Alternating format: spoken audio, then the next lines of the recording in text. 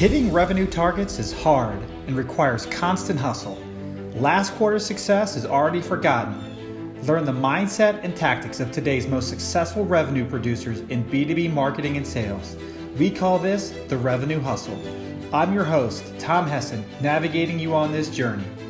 Today's show is sponsored by 9 Lenses, an interactive assessment platform that enables you to add instant value to your buyers and allows your sales team to tailor business conversations focused on the pain points each and every time. Check them out at 9lenses.com. Hi, this is your host, Tom Hessen, back with another exciting episode of the Revenue Hustle. And today I have the distinct pleasure of talking with Brad Hardy. Brad, welcome to the Revenue Hustle. Thanks, Tom. It's fun to be here. I'm looking forward to chatting a little bit further. Yeah, so Brad, you are a distinct guest. You are our first guest in banking. So we're excited to kind of break into that industry a little bit. And so currently you are the managing director at Citizens Bank. Why don't you just tell us a little bit about your role? Sure thing. Yeah, interesting that you haven't covered banking yet. I can kind of understand that because most people associate us with making loans, which we do. But we actually view ourselves more as managing relationships with customers. And in doing so, that's where the selling and the revenue generation kind of comes from. So I manage relationships with a variety of different size clients. For the most part, they're companies with revenue sizes 50 million up to around $500 million in revenue.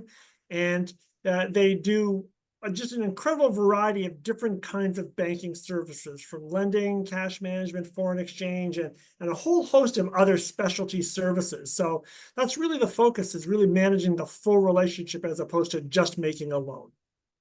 Yeah, absolutely. And I've had the appreciation over the past couple of years of just understanding how much goes into banks and how they sell, the products that they sell. And it's kind of an unknown thing for those outside of banking, because you just associate your bank with, your app now. You don't go into the branches anymore generally.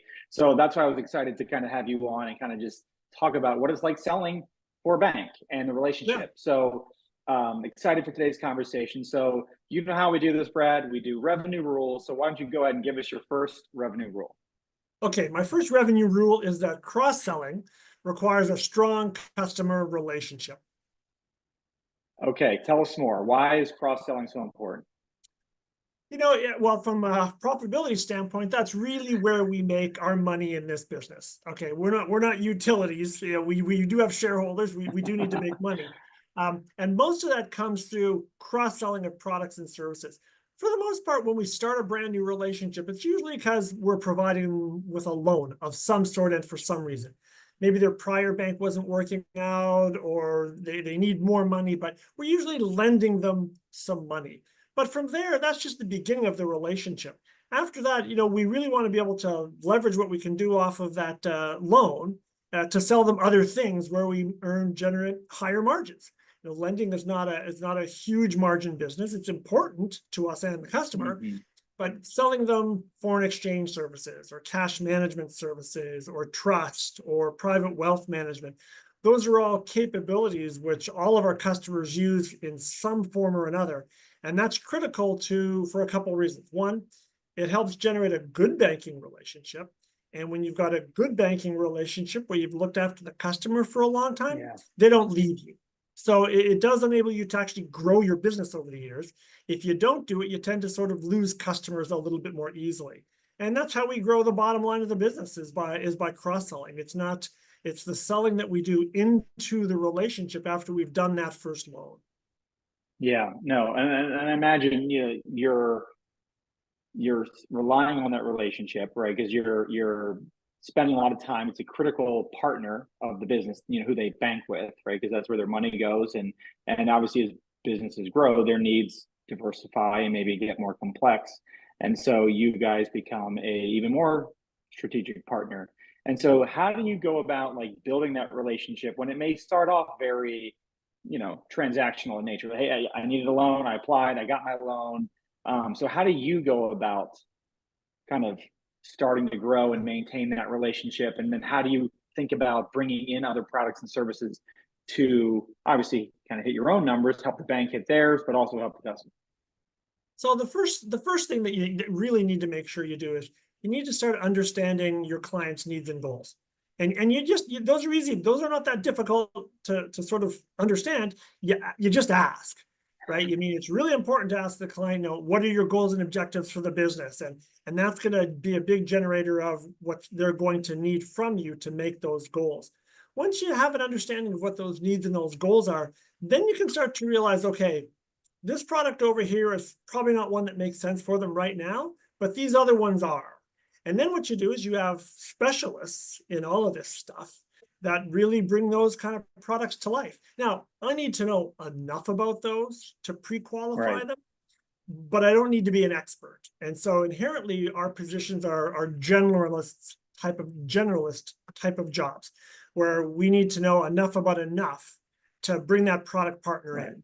And so if it's maybe, a capital markets type of solution where there's a lot of expertise required, you bring in those guys who spend their time doing that all day long. But getting to that point is understanding your client's needs and then being able to provide them with personalized advice to help them achieve those goals. So that's where the whole Right. process really starts.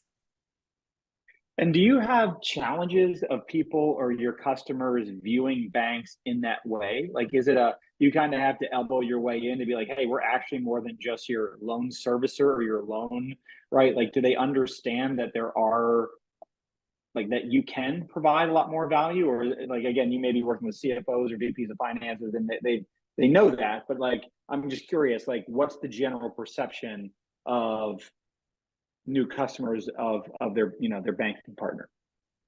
Yeah, you definitely do have that propensity for the client to want to put you in a bit of a box. This is what I think banks do, so I'm going to put you in this box. And you may do these things that are outside the box, but that's not the way I think of you. And so you do have to try and find ways through that. If you can get your product partners in front of them, that helps. Making sure they understand that we have goals in the relationship, that we want to be that sole service provider for them when we can. And a lot of times you're fighting against sort of a perception that maybe you can't do something that you can in fact do. And a good example would Mm, be on capital markets kinds of products. We have the ability to advise clients, some of our larger clients, on debt and equity issuances or mergers and acquisitions and things. But a lot of times they immediately think of, oh, well, I need to talk to Goldman about that, or I need to talk to Morgan Stanley about that. And so there's that perception issue that what we can do isn't as mm. good as what they can do. And so you do have to fight that. And that's where there needs to be some consistency in the relationship of continuing to educate the client. Again, you understand what their needs are. You need to get your people in front of them to talk about that. But yeah, there is definitely an education you need to always continue to provide to the client. Yeah, and how do you think about the education? Because I suspect, again, if you're starting with a loan, or maybe it's just even like a cash account, savings account, checking account with a business, how do you get in front of them? Because there's not a natural touch point. Um, there's not like there's just, hey, we need to call and talk to Brad every so often, right? Like you would maybe in some other businesses. So how do you kind of build that cadence up of getting in Yeah, front of them to even educate them? I would say that there's definitely a bit of an art to that, understanding when is the right time to make that next entry. And so I have like a whiteboard that you can't see behind me that has just a reminder of checking in on those kinds of things on a regular basis. But say you close that loan, they open up some bank accounts with you, and then you want to come back and talk to them about foreign exchange. You know that they do it, you know that they use it. You just got to try and time it so that you've got their attention when you call to talk about it, so that you're not just sort of like, they're just zeroing you out because they're busy with other things and they can't really focus on what you're there to talk to them about. But it does take some persistence. And you do need to be persistent. There's lots and lots of times where we have to go back to clients 2, 3, and 4 times on the same product just to see where they are with something. They say, yeah, we'll look at this. A couple of months goes by, you haven't heard, you got to go back and be persistent with them about it, but persistent in sort of like a polite but sort of professional way, if you know what I Right, mean. So you do right. have to keep on them. It is, we are salespeople in that regard, and any good salesperson does know that you do need to be firm and persistent, right? Right. And so how how are you working with your client? Is it generally like with a finance function, right? I imagine kind of like treasury or Yeah. CFO. I guess it may vary depending on the size of the organization, but where do you generally have that relationship? Or where does the bank generally have that relationship for a company between 50 and 500 million?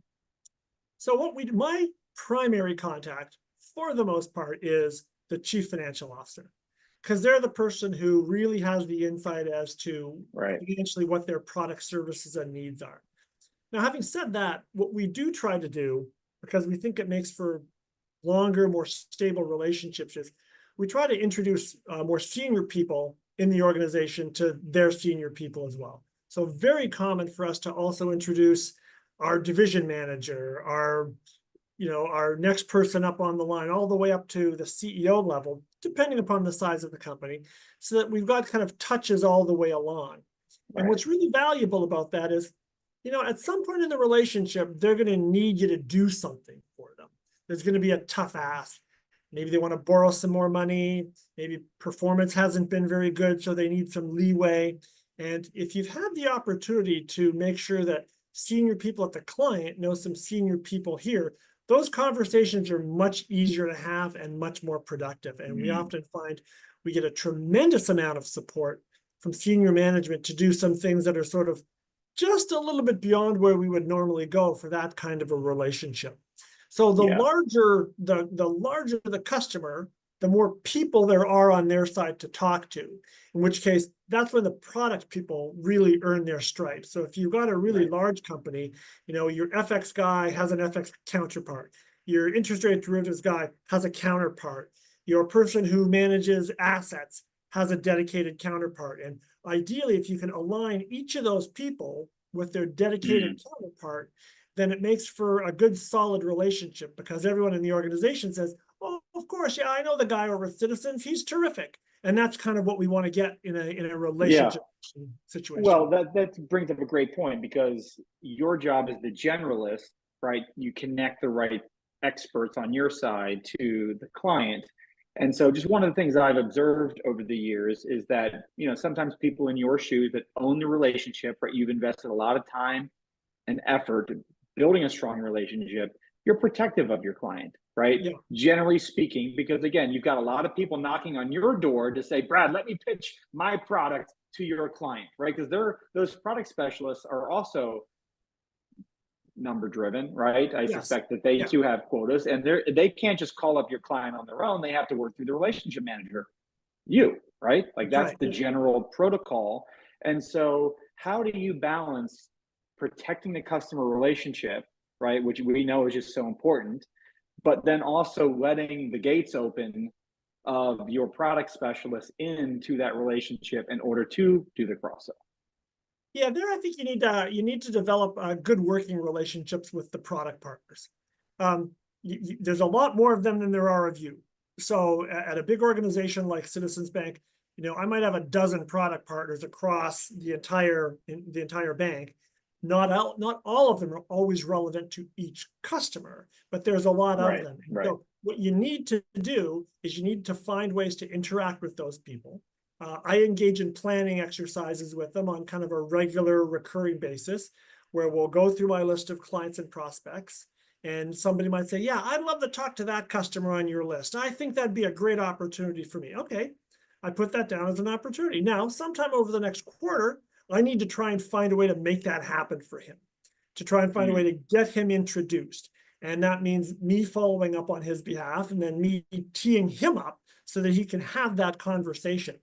And if you're successful at doing that, pretty quickly you're going to develop a group of product partners that are supportive of you and are willing to wait until you get them teed up, because they know that that entry is a better way to access the client right. than them just picking up the phone to call the guy they want to talk to. So you need to actively manage those relationships with your product partners.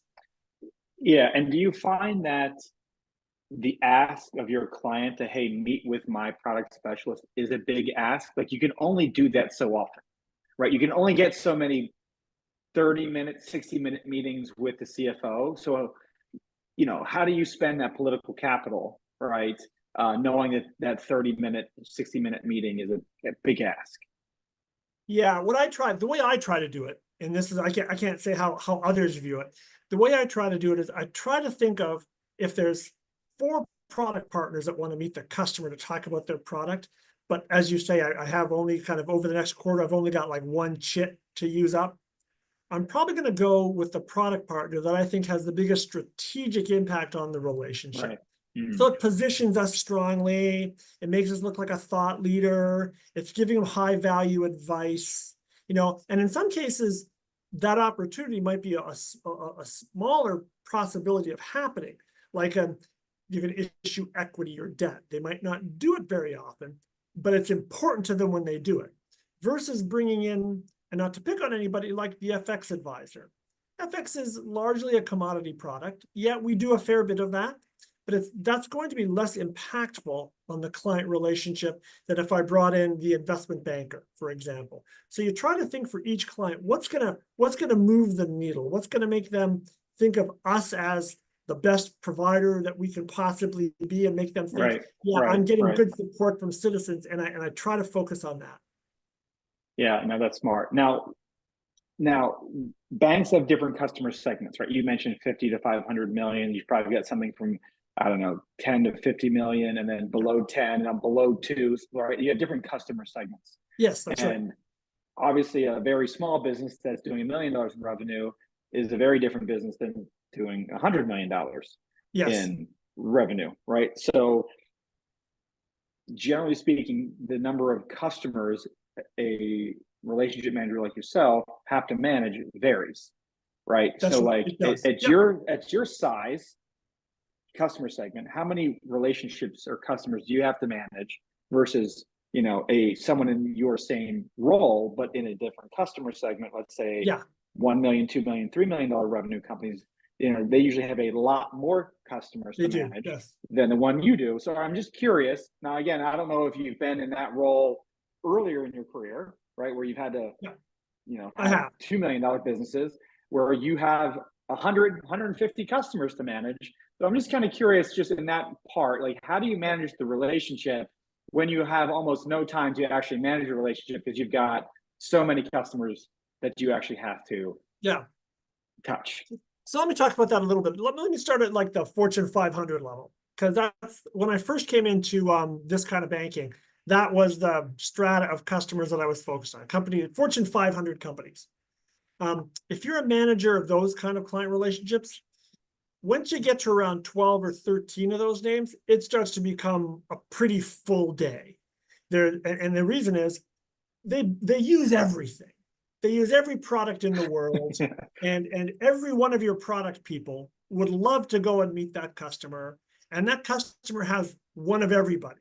So every product Right. partner introduced to a direct correspondent on that customer side. So if you've got 10 or 12 product partners and you've got 12 customers, that's 144 individual connections that you could be making. So 10 to 12 of those becomes a pretty full-time job. Sometimes you can do a little bit more, sometimes a little bit less. I But would be around surprised. that, I would have thought that number would be smaller for Fortune 500. But okay, so you're thinking like 10 to 12. Okay, yeah, keep as a going. relationship manager in the 10 to 12 range in the Fortune 500 size, that's about where it starts to get pretty full. Below that, which would start to kind of get into my world, 50 to 500 million. There, it's more like, I'd say, 18 to 25 on the top side. If you've got, depending upon how active they are, you can manage 25 relationships. If you've got a lot of bigger ones, it starts to fall down more into sort of like 18, 19 kind of range. And that tends to be a sort of like a full book of customers.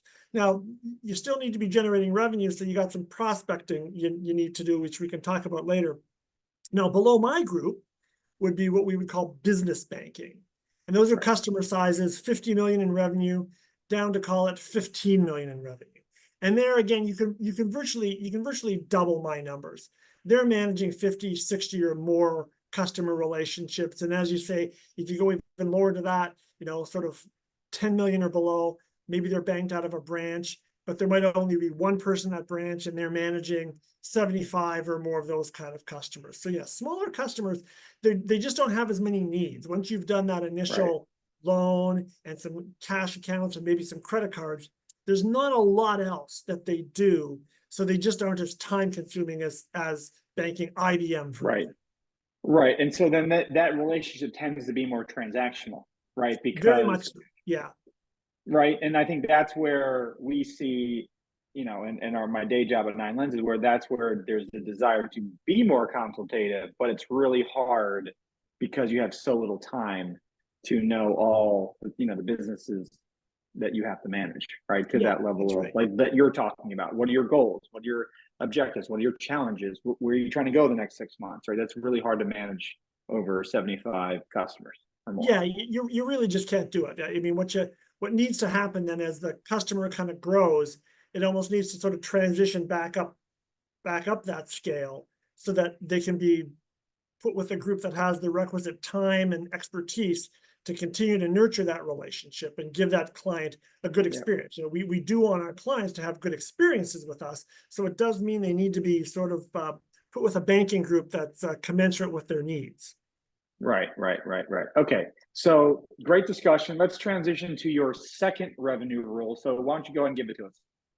Yeah, my second revenue rule is you need to balance your activities. And what I mean by that is, it's if you're out there doing a lot with your existing clients, it can become very easy and at times almost inevitable to happen that you become so wrapped up with what you've got going on with your existing 18 to 25 customers that you don't have much time with anything else. But then the day comes where all of a sudden those guys aren't keeping you busy because maybe they're just not that busy. And then all of a sudden you're sort of, oh, I guess I should go out and try and find some more new customers. Because we lose some, we bring bankers on, we redistribute customers, but we're always trying to bring new ones in because the bank needs to grow. But to do that, you really do need to be consistently in the market, trying to talk to new prospects and potential new customers. And the only way to do that is every single week, several times during the week, you need to sort of say, okay, I've done enough with these 25 guys today. The next 2 hours I'm going to spend on researching and reaching out to 2 or 3 new companies and start a process of trying to find a new customer. And that just requires discipline. And importantly, that's where the balance comes from. It's something that you got to do it every single week. Yeah, because it's easy to get into boom and bust cycles where all of a sudden all your deals close, which is great, and then you look up and realize your pipeline is drained. Right, I've experienced that. Right. Yeah. Yeah. Because it's Every easy to be heads salesperson down. has. Right. Yeah. It's easy to be heads down, and then all of a sudden, Yeah. you've got a long road to your next deal. So how do you go about being disciplined? Like, so how do you actively do that? Yeah. So there's about 3 different kinds of things that I do towards generating new names. I participate in a number of kind of business networking kinds of groups. And that's pretty easy. Most of those are sort of like, they're breakfast meetings, they're after work, drinks and dinner kinds of things. They get scheduled, you sign up, you show up. Those are pretty easy, right? Right. Because they're not during business hours. And I'm probably out about I'm probably at like 5 or 6 of those in any given month, those kinds of things. And so you're networking, you're talking to people, you're getting potential leads, you're giving them leads potentially. So that's one of them. Another one is, I still do the old fashioned cold calling. There's lots of people who think that has gone by the wayside. And certainly it's not the highest hit rate. You're Right. not phoning that many people that will tell you in one phone call, oh, boy, thank God you called because I need to borrow $100 million. Can you help me out with that? I don't think that's ever happened to me. But what does happen is, you keep on it consistently over time until you maybe get them to give you a call back and give you that opportunity to come meet with them, tell you about what your bank does, and start the process of learning about what they're focused on so that you could potentially then bring them a solution. And that's really what you're trying to do there is you're trying to find something that they have a need for that you can come and deliver like best in class solution or best in class advice. So that's really what the cold calling is about. Now, I do recognize that I don't want to be pestered any more than the next guy. So there are limits on how much of that you're going to do. So what I personally do is I kind of limit myself to about 10 or 12 tries. And if the man or woman hasn't called me back after 10 or 12 attempts to get that first meeting, I usually then send them an email, say, hey, look, doesn't appear that meeting a new bank is kind of your top priority for now. I'll look to keep in touch by sending you information I think and hope is relevant to your business, but I'm not going to keep calling you and bugging the hell out of you. And sometimes they'll even call back and go, thank you for understanding, just to let you know that, yeah, they heard it and there's understanding. But what you get out of that is a growing list of people on an email chain that twice a month I'll look to try and share something that's going on in the world. Right. Something that's a banking thing. Interest rates has been lots of stuff to talk about with interest rates this past year. And you can consistently show them these things. Along the way, you're developing a view of being expert in something. You're giving them advice. And then every once in a while, one of them will ping you back and go, hey, I'd love to hear more. And it's someone that you might have tried to call 10 times a year ago, who's now kind of coming back to you. And that's the third thing that you kind of need to do, is find ways to give them ideas and advice that we think can be helpful for their business. And so those are the three things that I do when I'm trying to get out there. When I'm balancing my activities, those are the things that I'm doing. And for me, the way I try to do it is, I look at my schedule every Monday morning when I come in, and I try to slot some times throughout the week when I go, okay, yeah, you know what? Monday afternoon after 3, I'll need to spend some time there. And I'll go, oh yeah, you know what? Wednesday morning, I've got a window there too. And then say sometimes Thursday afternoons. Friday afternoons tend not to be the greatest anymore because you got so many work from homes. And I don't want to chase people down on their personal cell phones. And in this day and age of Zoom and other databases, it's easy to get that stuff. But I just don't want to be obtrusive that way. I'd rather call them at their office and kind of leave it that way. So you need to find some time throughout the week where you'll be able to dedicate an hour and a half, or 2 hours to doing that kind of work. Yeah, and I think so. How has that served you, like this whole balance thing, right? So has that meant like your funnel is generally not lumpy? It's somewhat, consistent. You've got, not all this stuff at the final stage, or just all this stuff at the beginning of at the beginning of the funnel, and therefore you've got nothing ready to close. So like, what are the benefits of balancing your activities and keeping things somewhat, moving along through the cycle? Yeah, I think it does help you balance out your pipeline over time. But I think the real benefit of finding time to reach out when you're balancing your activities and looking to talk to people that you're not talking to about it, you're looking for the guy who's going to be your customer next year. Yeah. Right. Because these are very long sales cycles. They take a long time between when you first meet someone and you might first do that first piece of business. In some cases, you may never do business with that guy. But the fact that you're continuing to talk to him, yeah, there's always that opportunity. But you really need to be thinking about, where's my customer next year going to come from? And so you start today. And so a good example of that is, I've been cold calling a company, never really got anywhere. Then one day I sent out this thing about how we were sponsoring the New York Marathon, and did any of my prospects want to look at running in that? Well, wouldn't you know it, but that prospect called me back, said, yeah, I'd love to run it. I got him into the New York City Marathon. I've met him a couple times. I'm now taking a CFO to a baseball game later this year. They asked me along the way about their credit facility and what I thought that they should do. And I advised them, given what you're telling me, wait until later in 2025. I think given what you're telling me, that'll be a better place for you. So now I'm kind of waiting until the end of 2025 when they're going to refinance their credit facility with another bank. And hopefully they'll choose me. But along the way, I show them some other products. I get to know them. I develop that relationship. So one of the benefits is, if you can get 2 or 3 or 4 of those kinds of things in the hopper, you've got some stuff that's gonna happen. So, but if you don't keep on it, you don't get it into the pipeline to start off with. Now, are you generally a disciplined person? That's a personal question here, right? Like, or this is something that you had to build that muscle just because you got into sales and recognized that this was, something you needed to do? I would say I'm a pretty disciplined person, but it did take somebody else in banking to show me that this is the way to go about it, to sort of get to this stage. I didn't think of these things kind of on my own. I mean, you put your own spin on it depending upon what you're good at, of course.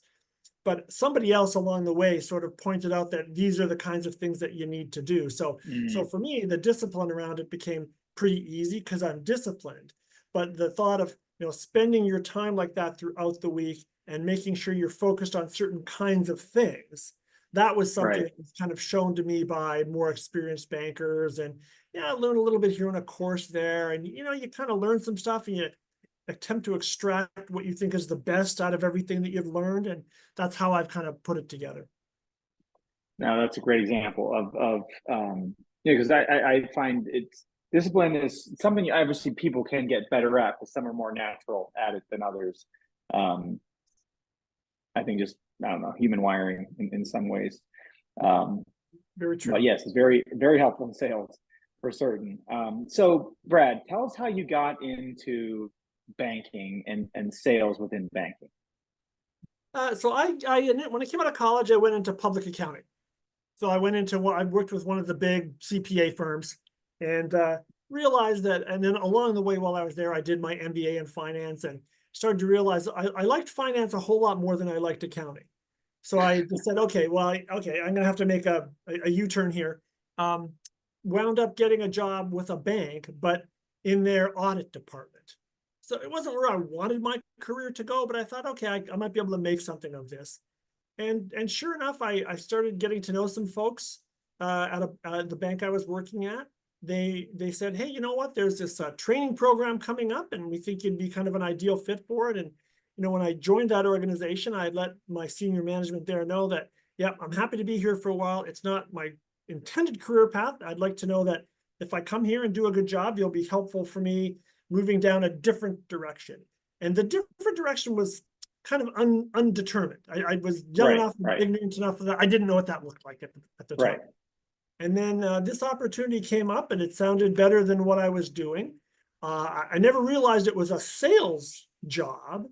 And quite honestly, I kind of resisted that initially. I Mm, kind of thought, yeah, I'm not sure I want to be in the kind of banking where I have to sell stuff to people. It just right, didn't right, sound good to me.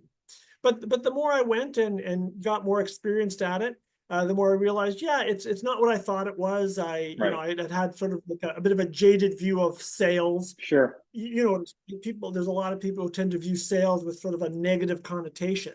And that's, there's some jobs that are like that, but there are many that are not. And over time, I just found that because I was relatively disciplined, I was willing to get out and meet with people that I didn't know and be confident talking to them. That was a big one. That's just kind of personality Mm, wise. I was never worried right. about that. The combination of the two, being disciplined and being willing to talk to people that I didn't otherwise know, kind of put me on this path of saying, yeah, he seems like this would be the right thing for him. And here I am, some 35 or whatever years later, still sort of hanging around doing it. Well, I guess you found your spot then, Yeah, I'd say which so. is And I great. like this section of the market too. I mentioned banking IBM because I used to bank IBM. That's not nearly as much fun as it Wow. sounds, by the way. I do enjoy banking this size of company because you really can make a difference in the quality of those companies, and you benefit from it in the relationships you have with the management team. Gotcha. Yeah, no, I'm sure it's easier to get access to the management team at 50 to 500 million than it is 50 billion or whatever IBM was when you Yeah, worked with them. that's very true. Yeah. No, well, that's great. Thank you for sharing a little bit of your story with us. So, where can we follow you online? Follow me. Well, I don't, we can't access a lot of the social media sites through work. That's a problem. So difficult to follow that way. I mean, I am on LinkedIn, but unfortunately we're Okay. not able to use, any of the social media sites because of regulation. So Yes, that banks are becomes a little bit regulated. more difficult to follow us online. I am on LinkedIn and I'm on it. I'm on it every single day, talking to people and connecting with them. But unfortunately, other social media sites like Facebook or any of the others, we can't access those through work. Yeah, yeah, yeah. All right. So LinkedIn is it. Yeah, Follow Brad there. And thanks, Brad, for coming on the Revenue Hustle. It's been great talking to you. I think it's interesting to see the sales side of banking because a lot of people don't think about that. They think about their personal consumer experience for most of us that work outside the industry, and you've really kind of peeled back that onion nicely. So thank you for coming on and spending some time with us. Well, thanks very much. It was fun talking to you about the whole thing. It is a more dynamic industry than people kind of think, and no one really thinks of selling stuff, but that's what I spend my days doing. Yep, I'm with you. All right, well, thank you again. Let's do it again in the future. Take care. Thank you for tuning into the Revenue Hustle. This episode has been brought to you by 9 Lenses. Turn your sales team into trusted advisors. Go from having conversations to consultations. Learn more at 9lenses.com. See you next time.